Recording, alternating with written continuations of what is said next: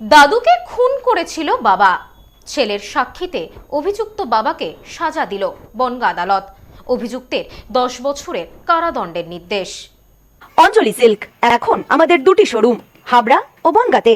চৈত্র sell উপলক্ষে দুটি শোরুমেই কেনাকাটার উপর রয়েছে 5 to 50% ডিসকাউন্ট। ফোন 7044447885। বাবা দাদুকে বটি দিয়ে ক্রমাগত আঘাত করে যাচ্ছিল। প্রাণ বাঁচাতে আপ্রাণ চেষ্টা করছিলেন বৃদ্ধ। শেষমেশ আর পেরে ওঠেননি, মৃত্যু হয় তার। দাদুকে খুনের প্রত্যক্ষদর্শী ছিল নাতি। বাবার বিরুদ্ধে সাক্ষী দিয়েছিল ছেলে। ছেলের সেই সাক্ষীতেই সাজা ঘোষণা হলো বাবার। দৃষ্টান্ত হয়ে থাকলো বনগাঁ মহকুমা আদালতে। 2020 সালের ডিসেম্বর মাসের 1 তারিখ বনগাঁ থানার ঢাকাপাড়ার বাসিন্দা বৃদ্ধ চিত্তরঞ্জন বিশ্বাসকে ধারালো বটি দিয়ে কুপিয়ে খুনের অভিযোগ ওঠে তার ছেলে তপন বিশ্বাসের বিরুদ্ধে। ঘটনায় অভিযোগ দায়ের হয়। পরদিনই গ্রেপ্তার হয় অভিযুক্ত ছেলে। তারপর থেকে বনগাঁ জেল হেফাজতেই ছিল অভিযুক্ত।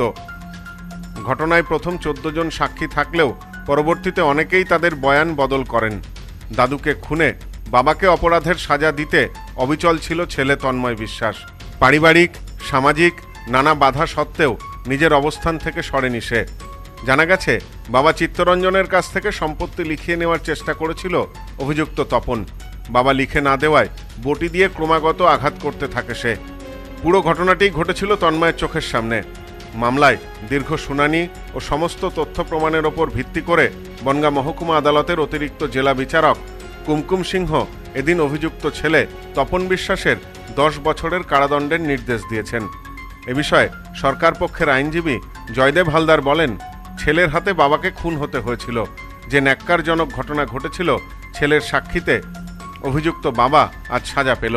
এটা সমাজের কাছে দৃষ্টান্ত হয়ে থাকবে।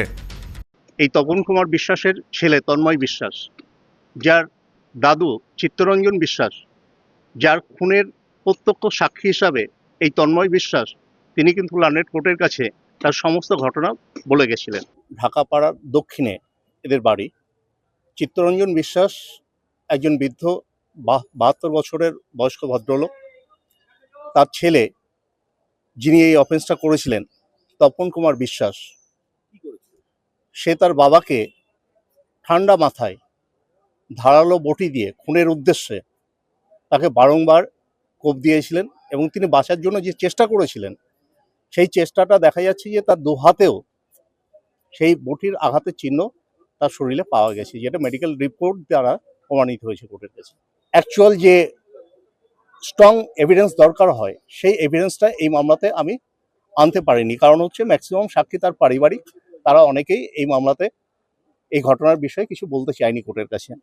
তবুও মেডিকেল এভিডেন্স, সার্কামস্টান্সিয়াল এভিডেন্স এবং অভিযোগের ভিত্তিতে লানেট কোর্ট বিবেচনা করে 304-এর পার্ট 2-তে সর্বোচ্চ সাজা, যেটা 10 বছর সশ্রম কারাদণ্ড, তিনি আজকে ঘোষণা করেছেন এবং সঙ্গে 20,000 টাকার ফাইন দেওয়ার কথা বলেছেন। অনাদায়ে আরও 2.5 বছর বিনাশ্রম কারাদণ্ড তাকে সাজা খাটবার জন্য লানেট কোর্ট ঘোষণা করেছেন। সব্যসাচী ভট্টাচার্যের report, news no man's land, Bongaon. New মায়ের আশীর্বাদ guest house and community hall সম্পূর্ণ শীততাপ নিয়ন্ত্রিত। পাবেন অত্যাধুনিক এবং আন্তরিক পরিষেবা, যেখানে রয়েছে একসাথে 250 জনের অনুষ্ঠানের জায়গা, প্রশস্ত এরিয়া, 3টি রাস্তা সহ পার্কিং এর সুব্যবস্থা, অতিথিদের থাকবার জন্য পৃথক ঘরের ব্যবস্থা। বিয়ে সহ যে কোনো অনুষ্ঠানের বুকিং শুরু হয়ে গেছে। এখন বুকিং এর উপর রয়েছে 5% ডিসকাউন্ট। নিউ মায়ের আশীর্বাদ guest house and community hall, বাটামোড়, town মার্কেটের পিছনে। ফোন 9932389693 এবং 9153032873। আপনার আভিজাত্য নিউ মায়ের আশীর্বাদ guest house and community hall.